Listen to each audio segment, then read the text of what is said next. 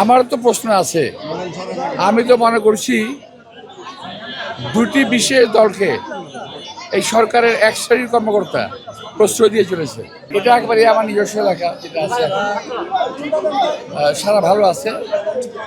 যদি অন্য কোনো রকম ঝামেলা না হয় তাহলে রেজাল্ট ভালো হবে আশা করছি।